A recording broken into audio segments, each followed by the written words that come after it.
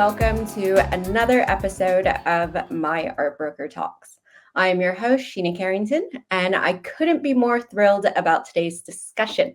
We are diving into the hypnotizing world of op art, shining a spotlight on the remarkable contributions of a women artist, arguably overlooked in traditional modern art narratives, Bridget Riley.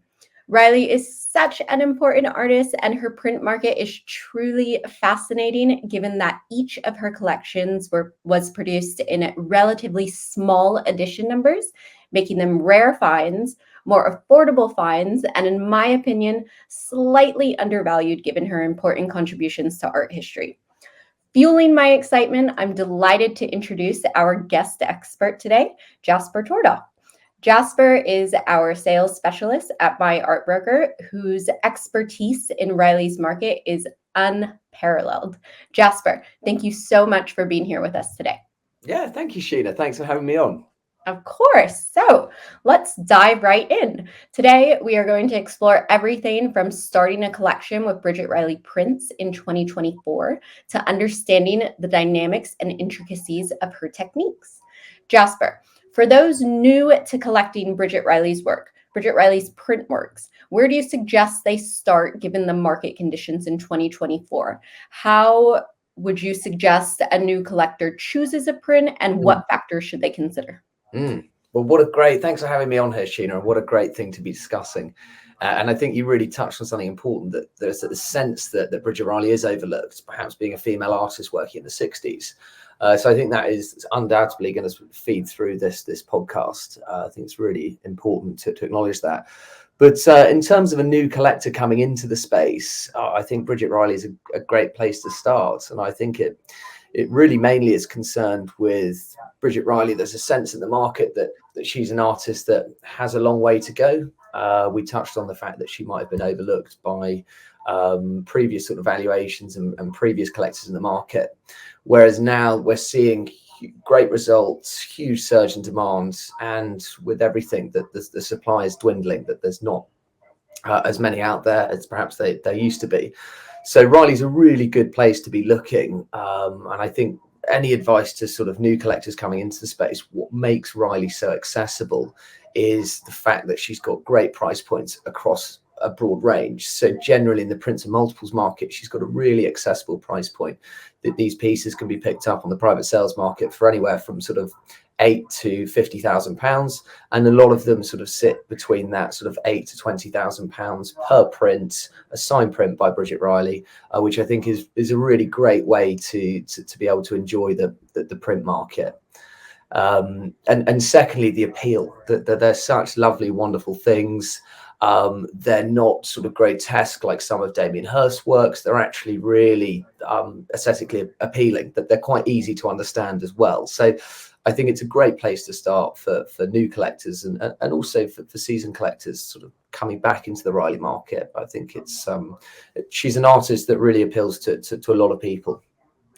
That's so interesting. I totally agree with you. With the many different artists that we look at, each have their own distinct style. Of course, there's Damien Hirst. He's a little more grotesque, into the Memento Mori. But Bridget Riley, there's something that's really sort of aesthetically appealing and calming about her work. It's about colors and patterns across each piece.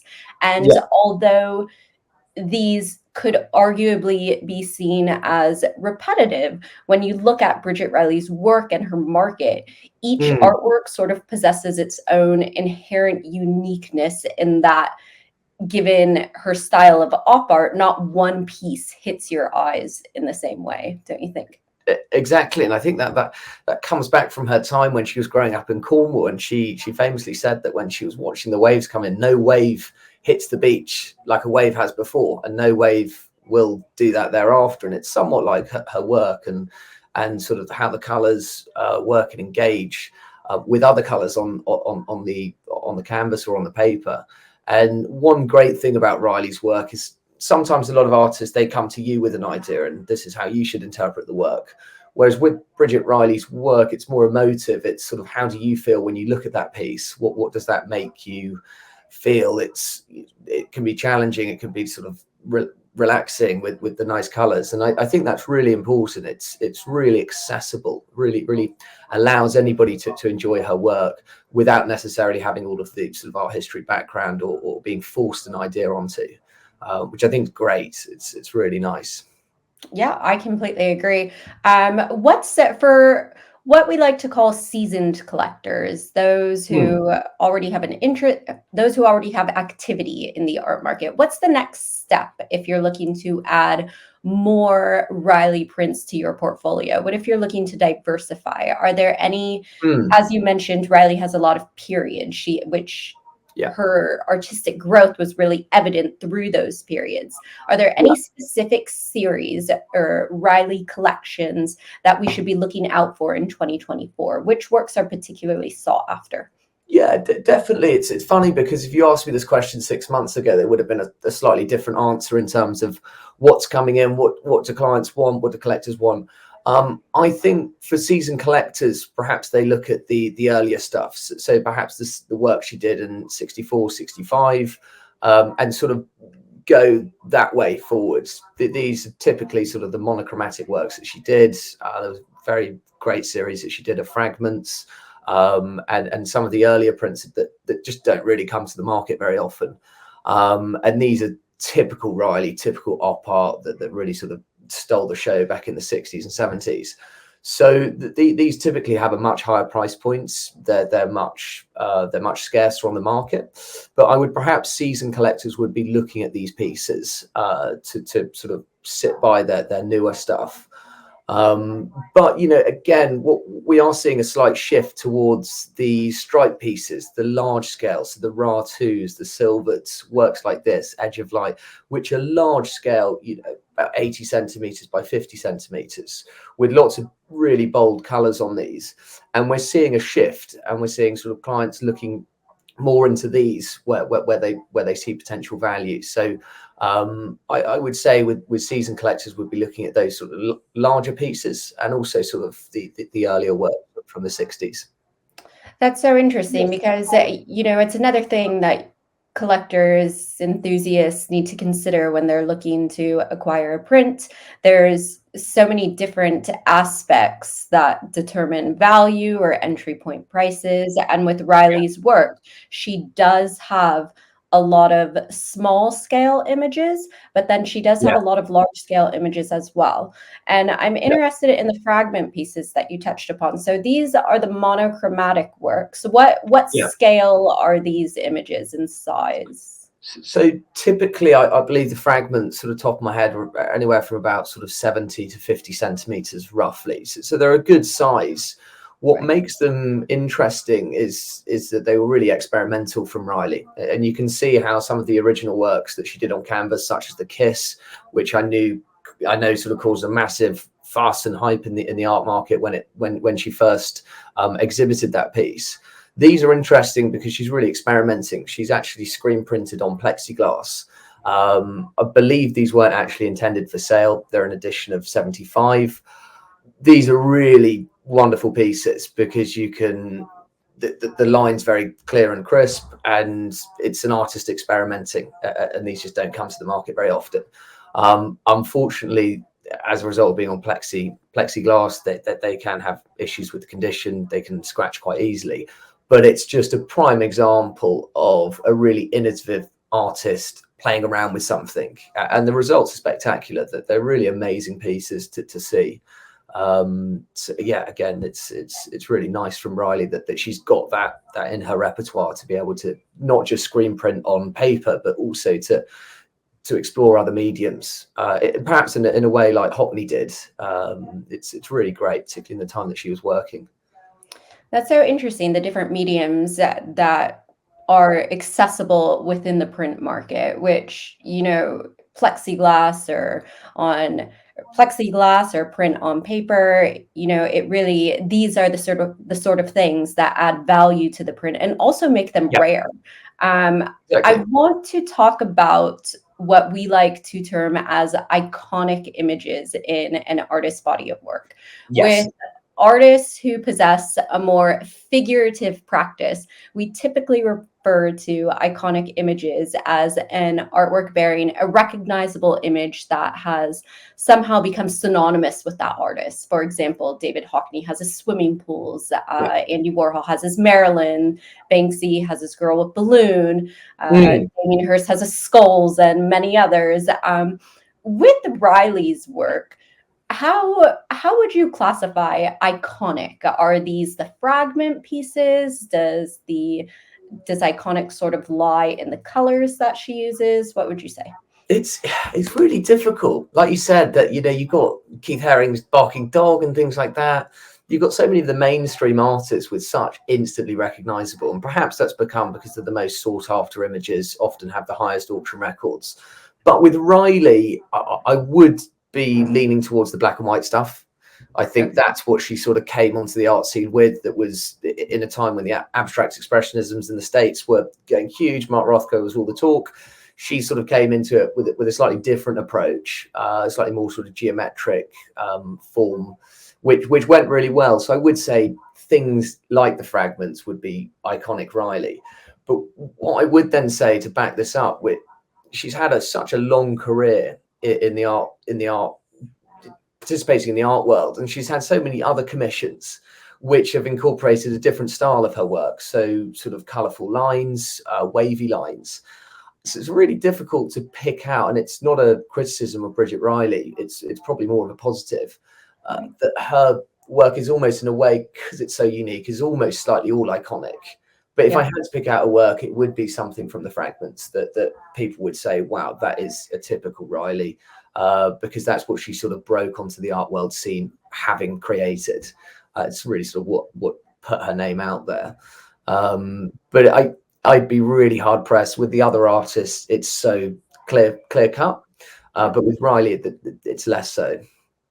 Yeah, that's fascinating. At MyArtBroker, I'm sure all of our listeners know, we live and breathe Riley's print market. We are well versed in the distinct periods of her market and their significance. And looking at them, as I mentioned before, and as you took us through all the periods, we can really see how her artistic approach developed from, say, monochrome pieces to colored pieces to lines and stripes to more cutout pieces. How would you advise a new Riley enthusiast to distinguish between these prints in regards to high value versus more affordable? Are there specific patterns and colors that we should look for in regards to price?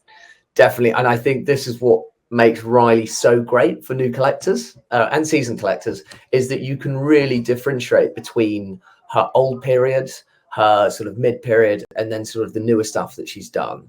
And I think what makes it sort of easy to see that is there's basically sort of four shapes and forms that she uses. She's got circles, she's got the lozenge style pieces, she's got the stripe pieces, and then she's got the wavy pieces, the sort of more op art, the ellapses and things like that. And I think there's actually a very good client of mine who sort of approaches this, and I think it's a great way to do that by collecting pieces of this style in different sort of time periods. So you can approach it with, I want something from the 60s, 70s, 80s, right up until sort of 2019, which is when her last release was done.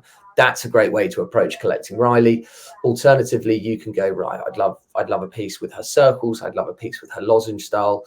And it's quite nice to be able to collect an artist like that, and sort of you can almost track her progress, almost like having a catalogue raisonné where you turn the first page and you've got some of her older stuff right up until the new stuff. So I do think that's a really lovely approach. But the golden rule with collecting is you've got to just buy something that speaks to you. You've got to really like it. The newer stuff's going to have a slightly lower price point, and the older stuff's generally going to have a higher price point. So work out what you can afford, what appeals to you, and definitely that there's huge scope in the Riley market to find the correct artwork. I mean, the availability of her pieces is good. I've noticed recently, having gone to galleries and fairs, there's a lot more offerings of her work, which is a shift that I've definitely seen over the last year or so. Right. It's so funny for us, even us who are in the art market every day. It's funny for us to talk about trends because when it comes to buying, we always say, get something you love, buy Yeah. something you love. But yet we have to talk about trends because that's what we do and we love it. And we have to talk about the value of their pieces. So Yes. that leads me into the market. I want to talk about the recent market because in March, there was first there were the March London marquee auctions, but following those, there was a flurry of online print sales that offered a lot of Bridget Riley works. So I Mm. want to talk about art investment. How do trends in the auctions, how do these influence the liquidity in Riley's market? Liquidity is always a complex subject to breach in the art market because the level of liquidity varies not only from artist to artist, but technically from artwork to artwork. And Yeah. overall, buying and selling opportunities are dependent on current market demand and conditions. So it's Yeah. all sort of a cycle. Yeah. Do you think Riley's print market is liquid? How would you classify that? Definitely, it's difficult because often we can sort of run into the trap of just solely focusing on private sale on public sale data. So what's being offered in perhaps Christie sales, Phillips sales, Bonham sales, and that gives an idea that okay, well there's a lot on the market, but that isn't the case. It only gives a small glimpse into really what is being offered. I mean, the private sale market accounts for much more than the public sale market. So, for an example, recently at Christie's, there was an offering of fragments. They perhaps didn't perform as well as they did a year ago, where there was the idea that there was less of them on the market. When they hit the market took to them really well. One trend that we are seeing, which I think is really interesting, is recently there's been some record results for Bridget Riley, but in the slightly newer work, in the larger stripe pieces. So we're seeing sort of regional offerings of works like raw, silvered, these large scale edge of light, these larger scale stripe Rileys that were produced around the sort of 80s. So relatively recent in light of how old the fragments are, which have performed exceptionally well above estimate.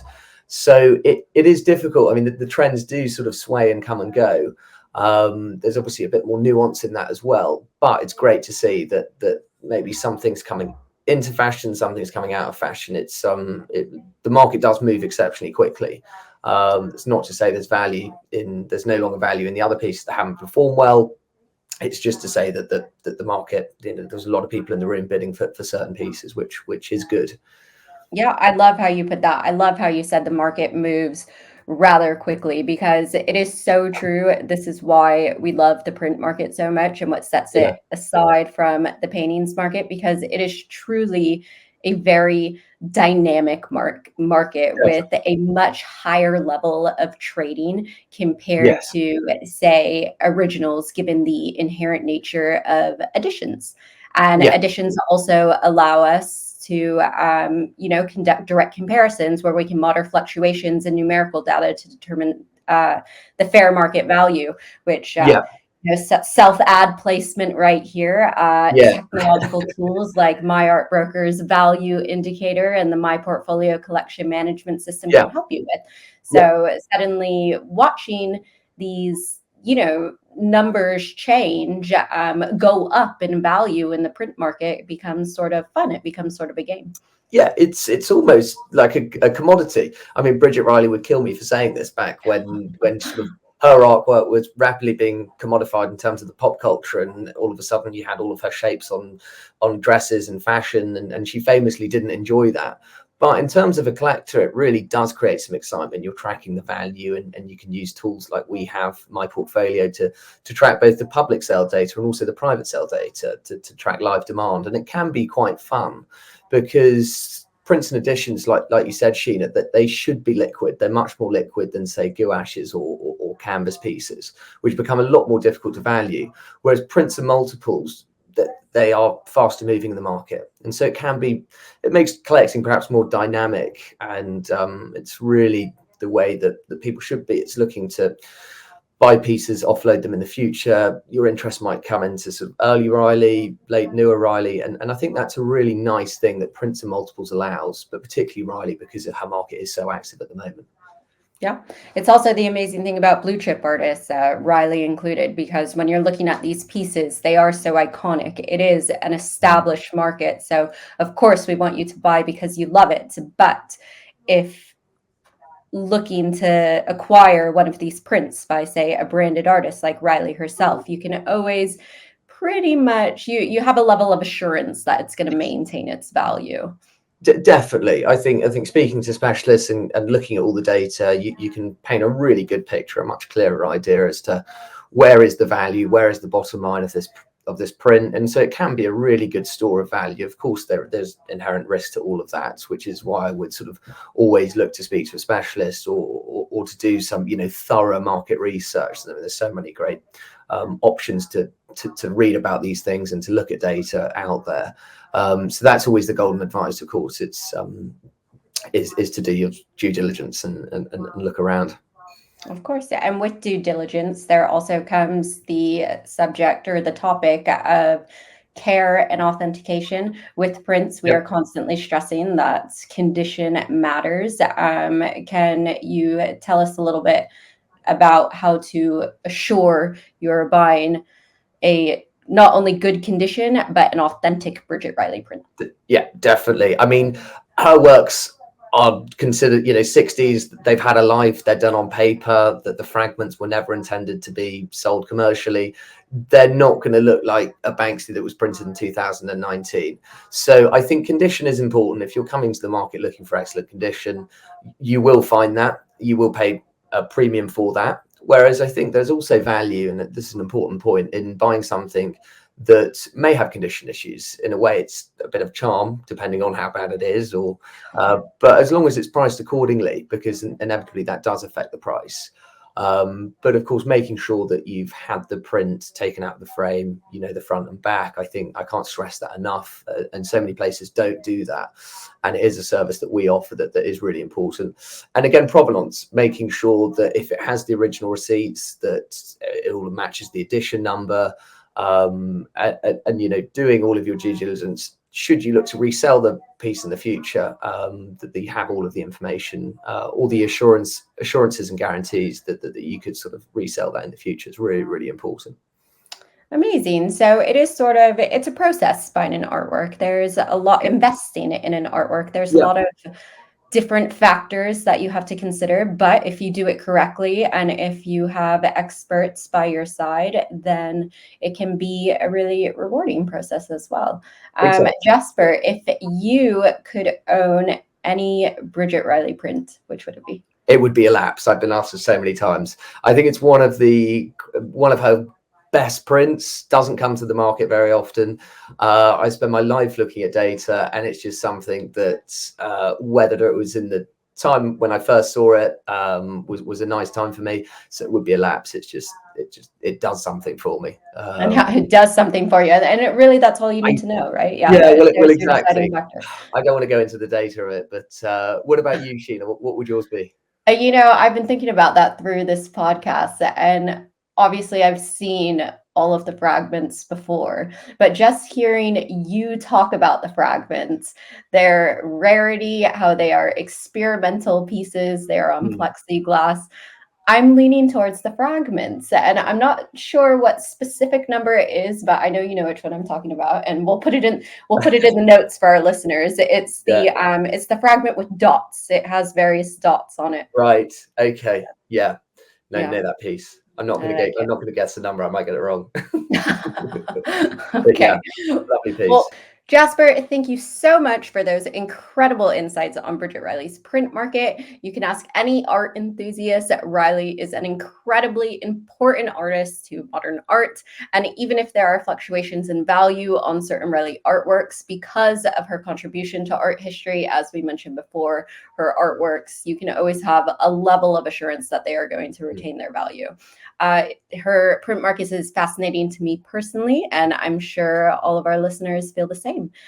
So Jasper, if any of our listeners want to be in touch to talk to you about buying or selling a Bridget Riley print or any other blue chip artist, how can they contact you? I would say the best way is to jump on the website, myartbroker.com. You can make an inquiry, or you can find my contact details directly there, or you can send me an email. My email address is jasper@myartbroker.com, and it'd be great to hear from you and see if I can help in any way. Amazing. Thank you so much, Jasper. It's always so nice to chat with you, and I'm already looking forward to our next episode. Yeah, brilliant, Sheena. Thanks for having me on. Thank you.